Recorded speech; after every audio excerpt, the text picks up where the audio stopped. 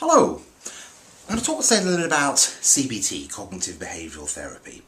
And I must say at the outset that I'm not a clinical psychologist or a cognitive behavioural therapist. My interest in this is very much as someone who looks at the representation of psychology in textbooks and magazine articles and so on. And one of the things I'd like to pick up on this is the way that psychology often portrays CBT in a very uncritical way. So when I'm being critical, I'm not being critical of CBT, I'm really being critical of the way it's sometimes covered and the way it's portrayed in psychology. Okay, so first question is, where might this very, very positive attitudes, uncritical attitude come from? Well, Ian Parker has an interesting idea about this. Parker suggests that clinical psychology needed something to rally behind for the sake of a strong professional identity, and CBT provided this. Effectively, CBT allowed clinical psychologists to say, here is something we know as much about, at least as much about, and can do as much with as the psychiatrists. And clinical psychologists have rallied very sort of enthusiastically behind that idea. So, what's the problem? Well, what I would suggest is that there are legitimate critiques of CBT that simply don't make their way into textbooks, that we just don't hear about. Jeremy Holmes in particular makes some very interesting points criticising CBT. One of his points, I think is a very interesting one, is that CBT is often described as evidence-based. And this makes an assumption that CBT either has more evidence to support it, or the evidence supports it over and above other therapies.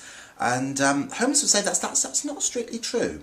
By and large, outcome research shows that different models of psychological therapy are roughly equally effective.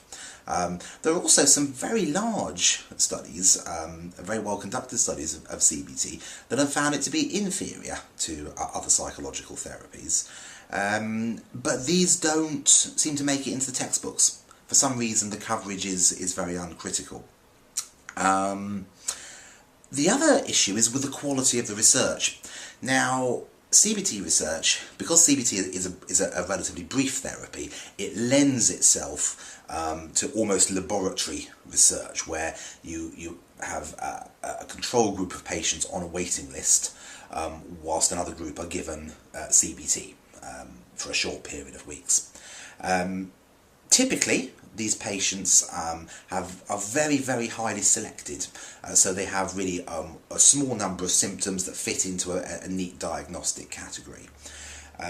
They're also treated by very highly qualified therapists. Now, what Jeremy Holmes says is this tells us very, very little about what happens on the ground in real life, where patients with a much broader range of symptoms are treated by much less well qualified therapists often.